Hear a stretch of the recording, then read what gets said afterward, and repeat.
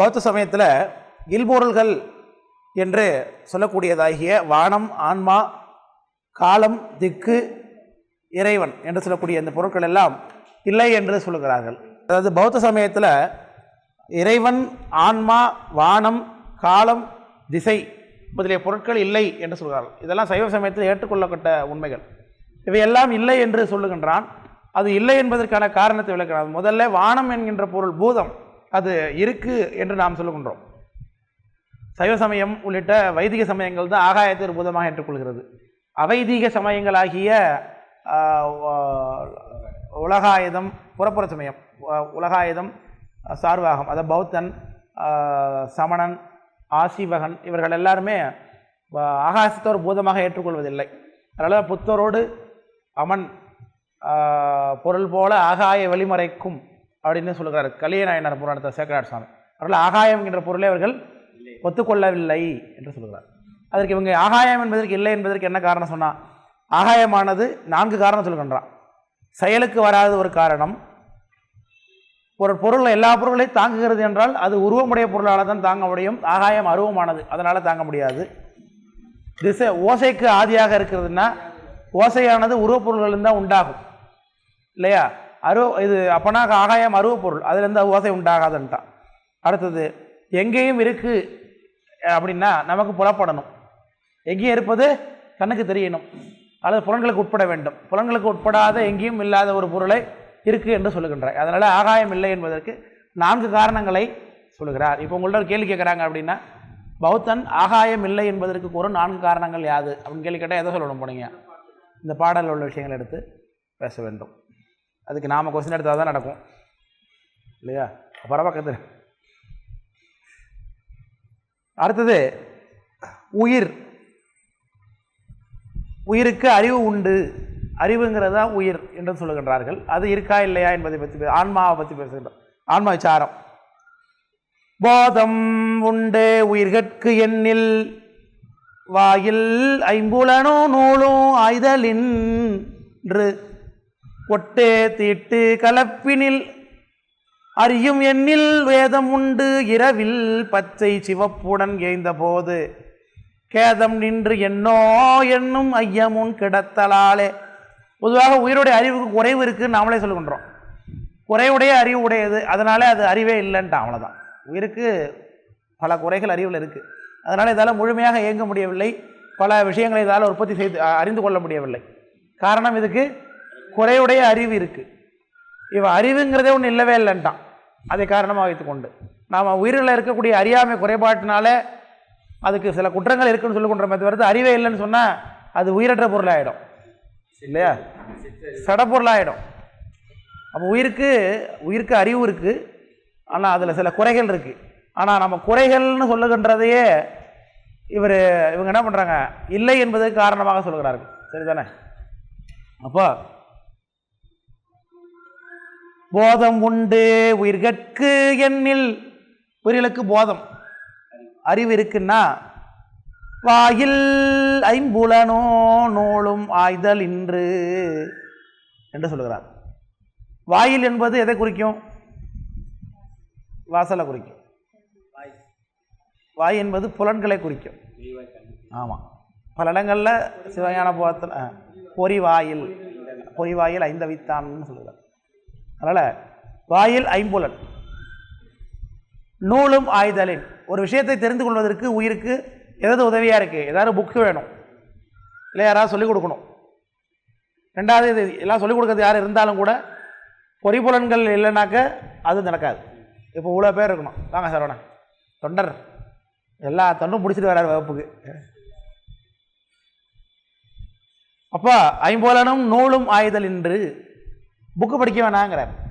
இப்போ ஒரு விஷயத்தை படித்து தெரிந்து கொள்வதற்காகவே வைத்து என்ன பண்ணுறான், உயிருக்கு அறிவு இல்லைன்ட்டான் இல்லையா? இதை நாம் என்ன சொல்ல பண்ணுறோம், ஏன் படித்து தெரிந்து கொள்கிறோம்? உயிர் வெரி குட், அறிவித்தால் தான் அறியும்.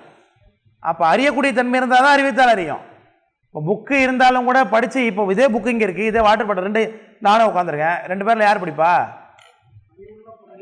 அறிவுள்ள பொருளாகி அப்படின்னு தான் படிக்கும். இதுலேயே தெரியுது எனக்கு அறிவு இருக்குன்னு இல்லையா?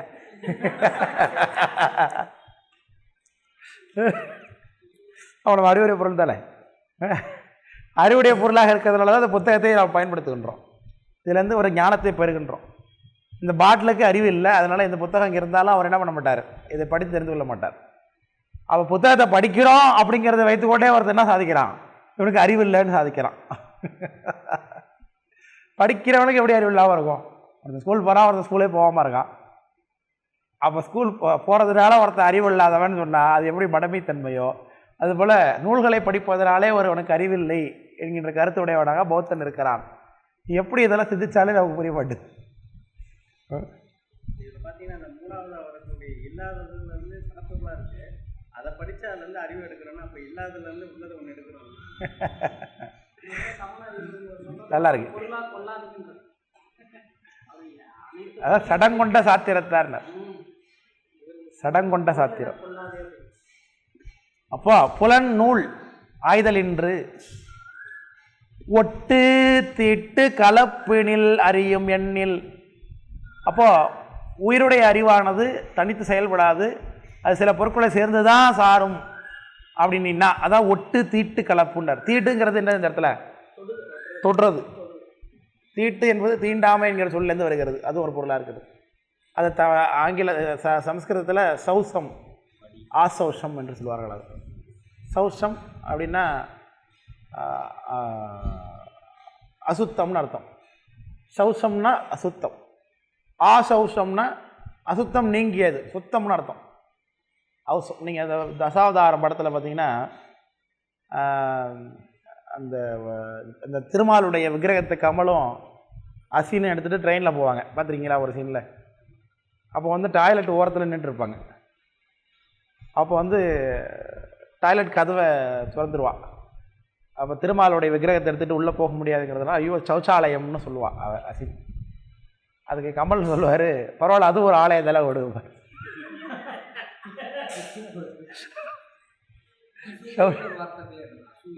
அசூயினா பார்க்கக்கூடாத பார்த்ததுனால ஏற்படக்கூடிய உணர்வு.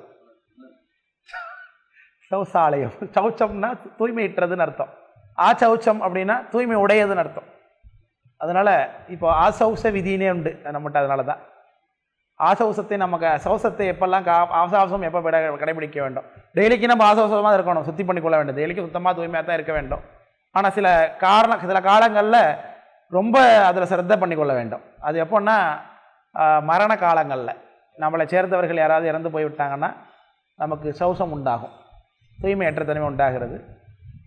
மரணத்தை கேட்ட மாத்திரத்தில் நீராடணும். நமக்கு பங்காளிகளாக இருந்தாங்கன்னா, தயாதிகளாக இருக்கிறாங்க, பங்காளிகளாக இருக்கிறாங்கன்னா, நம்ம துக்க செய்தியை கேட்ட இன்னாரும் இப்படி ஆகி போச்சுன்னு கேட்டாலே நம்ம போகலினாலும் இங்கே நீராடணும். அதுக்கே விதி இருக்குது அப்படி வச்சுருக்கிறாங்க. அப்புறம் யார் யார் எவ்வளோ காலம் ஆசவசமாக இருக்க வேண்டும் இருக்குது. அந்த குடும்பத்தில் பிள்ளைகளுக்கு அப்படி சொல்லப்பட்டிருக்கு. தந்தைக்கு இவ்வளோ காலம், தாய்க்கு இவ்வளோ காலம், கல்யாணம் ஆகாத பிள்ளைக்கு இவ்வளோ காலம், கல்யாணம் ஆனவங்களுக்கு இவ்வளோ காலம், பொண்ணுக்கு இவ்வளோ காலம், பிள்ளைக்கு பொண்ணு வைத்த பிள்ளைங்களுக்கு இவ்வளோ காலம், பிள்ளை வைத்த பிள்ளைங்களுக்கு இவ்வளோ காலம், இப்படி எல்லாம் ஆசவச விதின்னு வைத்திருக்கிறார். ஆசவச தீபிகைன்னு நூலே இருக்குது இதுக்கு.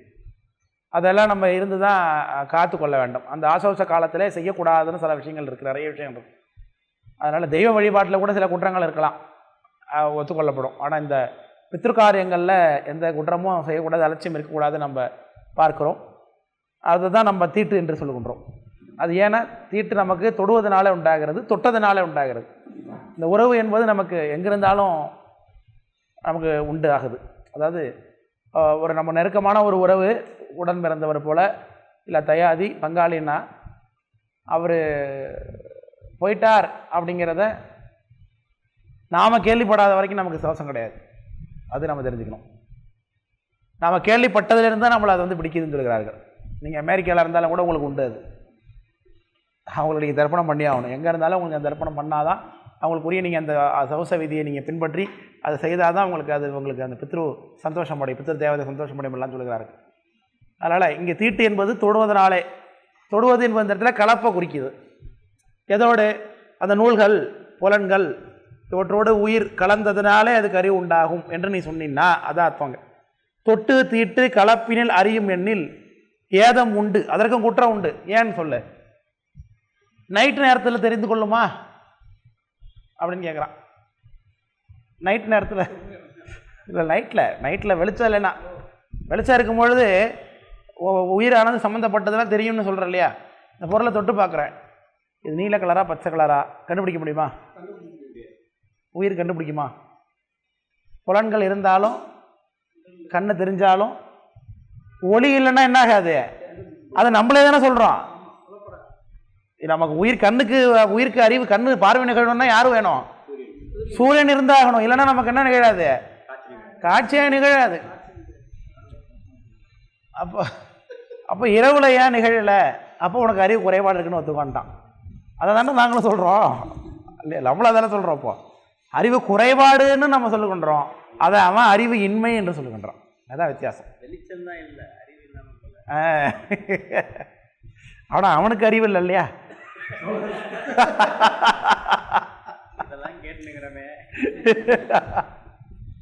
அதனால அப்போ இன்று இரவில் பச்சை சிவப்புடன் எய்ந்த போது கேதம் நின்று எண்ணோ. ஏன் துக்கப்படுகிறாய்? இரவு நேரத்தில் ஏன் ஒரு காட்சியை தெரிந்து கொள்ள முடியாமல் நீ ஏன் துக்கப்படுகிறாய் என்னும் ஐயம் முன் கிடத்தலாலே இருக்கிறதுனாலையும், அறிந்திடா வாயில் இன்றேல் அறிவின்றாம் ஐந்தும் பற்றி அறிந்திடும் அறிவு உண்டெண்ணில் ஐந்தினும் அறிவு ஒன்றாக அறிந்திட வேண்டும். சார்பின் அறிந்திடும் எண்ணில் உன்னை அறிந்திலோம் புத்தன் என்றெங்கு அழகிது சொன்னவாறே என்று சொல்லுகின்றான். இப்போ உயிரோட அறிவை பற்றி சொல்லுகின்றான்.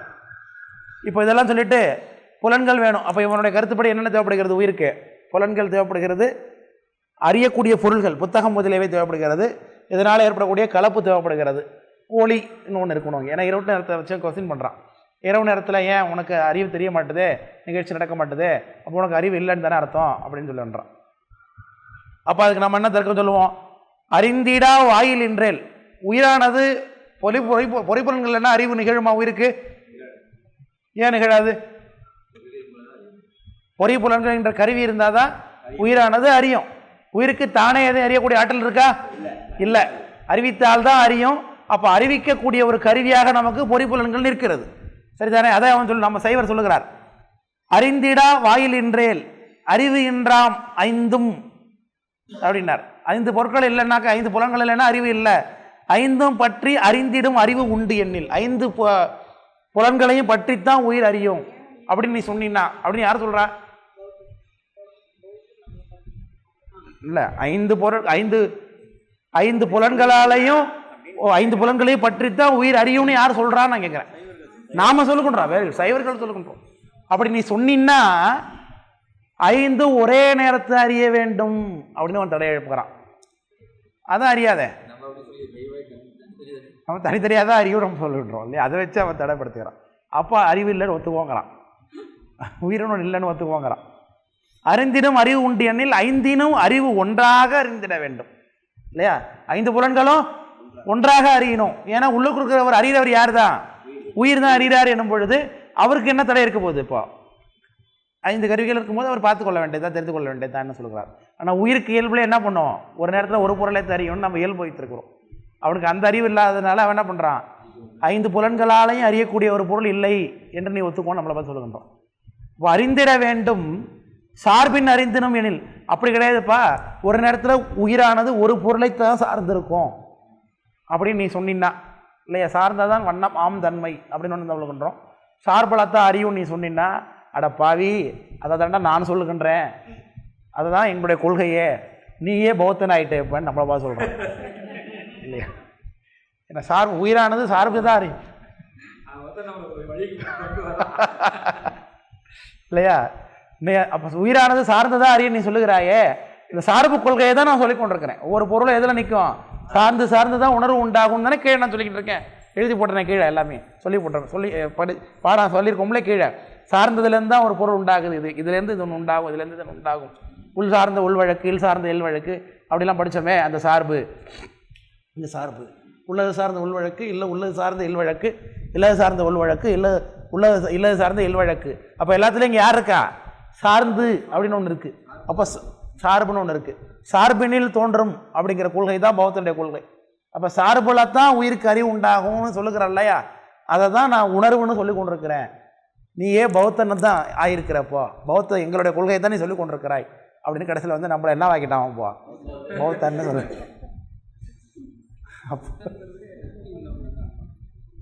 ஆமாம், புத்த சமயம் என்கின்றதுனால புத்தன். இப்போ கிறிஸ்டியன் அப்படின்னா இயேசு தான். கிறிஸ்டியன் எல்லாருமே ஏசா? அது மாதிரி கிறிஸ்துவை பின்பற்றுபவர்கள் கிறிஸ்துவர்கள். இவன் ஒரு கிறிஸ்டியன், உள்ளபடி அவரும் கிறிஸ்து தான், இவனும் கிறிஸ்து தான். இவன் அந்த சமயத்தை பின்பற்றியதுனால கிறிஸ்டியன், அவரு கிறிஸ்து. அதுபோல் ஐயாக்கிறார் புத்தன்னு சொல்லுறாரு. அவன் புத்தன்னா எல்லாரும் பௌத்தன்னு எப்படி சொல்கிறீங்கன்னா, புத்த சமயத்தை பின்பற்றுவோன்னு புத்தன்.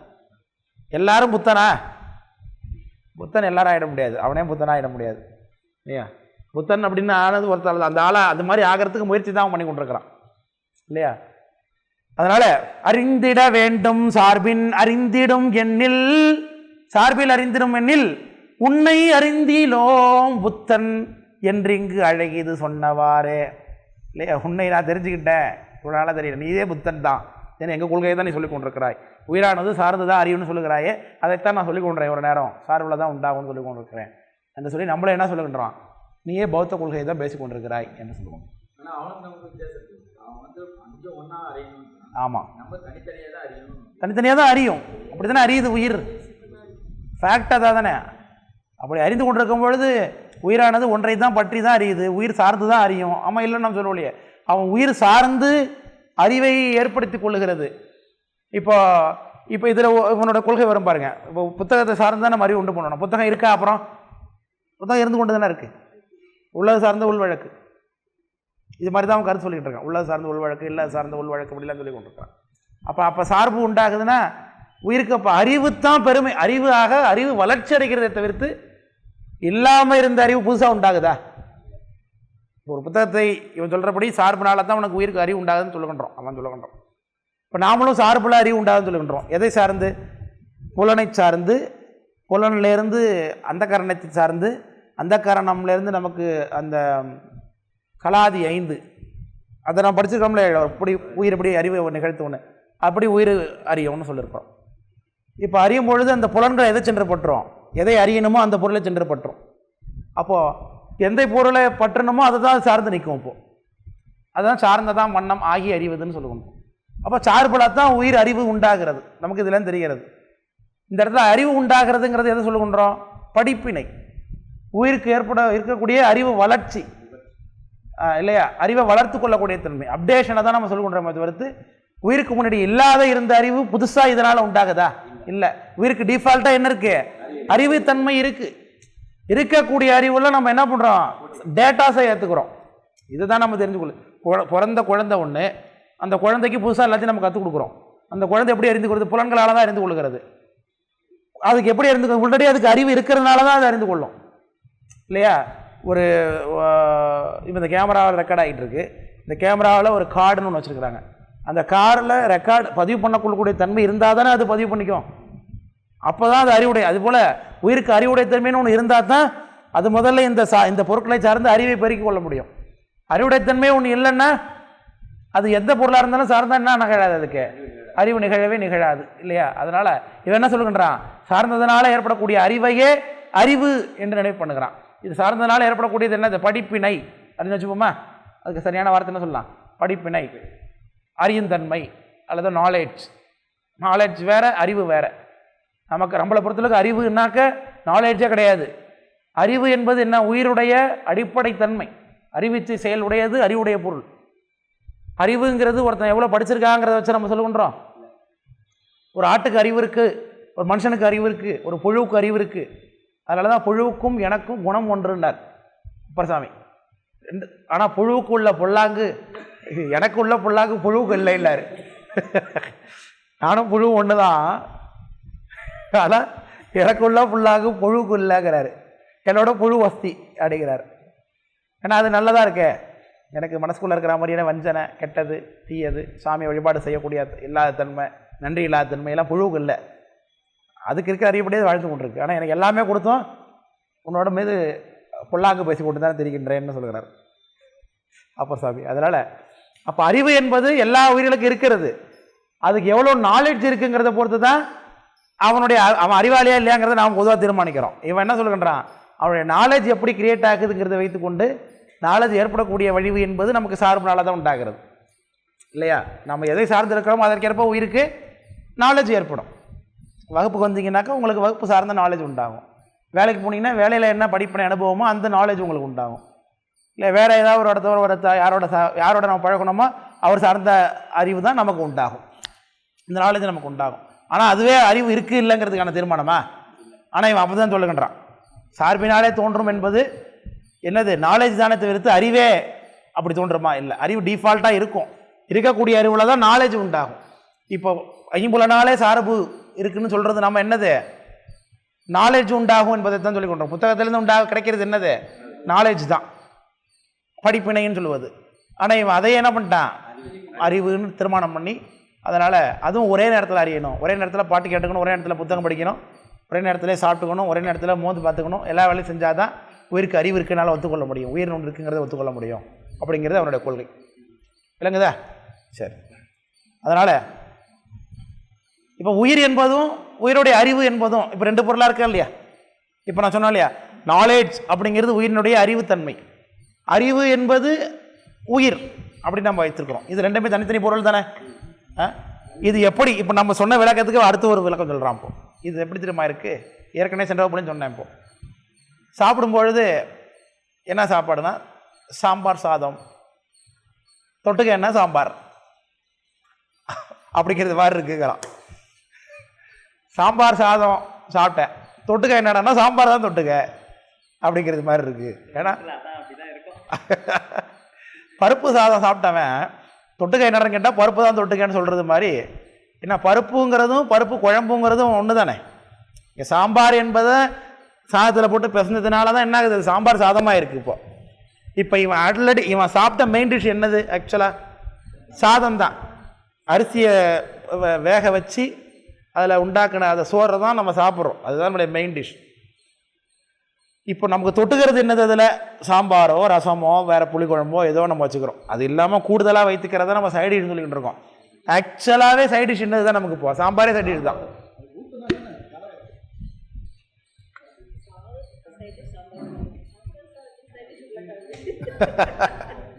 அவங்க தானே சொன்னாங்க. யாரும் சொன்னாங்க லாஸ்ட் டைம்? சாம்பார் சாதம். நீங்களா? சாம்பார் சாதத்துக்கு எல்லாம் தொட்டுக்கெல்லாம் உருளைக்கிழங்கு இல்லாங்கல்ல அதில். ஆமாம், லெமன் பாத்துக்கு சொன்னாங்க. அதனால் பருப்பு சாதம் சாப்பிட்டா ஒருத்தவன் தொட்டுக்க என்னடான்னு கேட்டால் பருப்பு தான் தொட்டுக்கன்னு சொல்கிறது மாதிரி இருக்குது. ஏன்னா அவன் தொட்டுக்கிட்டதே என்னது தான்? முன்னாடியே பருப்பு தான். அவன் சாதத்துக்கு தொட்டுக்கையே பருப்பு தான். ஆனால் அதை முதல்ல பருப்பு சாதம்னு சொல்லிவிட்டு திரும்ப தொட்டுக்க அதையே தொட்டுக்கன்னு சொல்கிறது எப்படி இருக்குமோ அது போல் அறியக்கூடிய ஒரே பொருள் அதே அறிவுன்னு சொல்லுகிற, அதையே உயிர்னு சொல்லிக்கிற நீ, ரெண்டும் ஒன்று தான் அப்படின்ட்டான் அவன். ரெண்டும் ஒரே பொருள் தான். ஆனால் நம்ம என்ன சொல்ல பண்ணுறோம்? உயிருக்கு டிஃபால்ட்டாக ஒரு அறிவு இருக்குது, அது பொருள்களை சாத்தி ஏற்படுத்தி கொள்ளக்கூடிய அறிவுடைய தன்மைன்னு ஒன்று இருக்குது, நாலேஜ்னு ஒன்று இருக்குது. அதை தான் நான் ஞானம்னு நம்ம சொல்லுகின்றோம். ஞானம், அறிவு, அறிவுடைய தன்மை, படிப்பினை என்று நம்ம எதை சொல்லுகின்றோமோ அது தனிப்பொருள். அது பொருட்களுடைய சார்பினாலே உயிருக்கு ஏற்படுவது. ஆனால் உயிருக்கு டிஃபால்ட்டாக என்ன இருக்குது? அறியக்கூடிய தன்மைன்னு ஒன்று இருக்குது, அதான் அறிவுன்னு சொல்லுகின்றோம். அதனால் அறியக்கூடிய தன்மை உடையது உயிர். அதனால் எதெல்லாம் அறிகிறதோ அதெல்லாம் உயிர் அப்படின்னு நம்ம வச்சுக்கிறது போல் அவன் என்ன சொல்லுறான்? அப்படி தனித்தனியாக சொல்ல வேண்டியதில்லை, ரெண்டுமே என்னது தான். ஒரு பொருளை ஒன்று அறியுதுன்னா அது என்னது? அது உணர்வு அல்லது உயிர்னு வச்சுக்க வேண்டியதுதான். இது தனித்தனியாக சொல்ல வேண்டிய அவசியம் இல்லை. நீ இப்படி சொன்னீங்கன்னா எப்படி இருக்குன்னா ரெண்டும் ஒரே பொருளே வேறு வேறாக பிரித்து சொல்கிறது மாதிரி இருக்குது. சாம்பார் சாதம் சாப்பிட்ட ஒருத்தவன் தொட்டுக்க என்னன்னு கேட்டால் சாம்பார்னு சொன்னது மாதிரி இருக்குது அப்படிங்கிறான். அவன் பருப்பு சாதங்கிறான், நான் உங்கள்கிட்ட புரியணுங்கிறதுக்காக சாம்பார் சாதங்கிறேன்.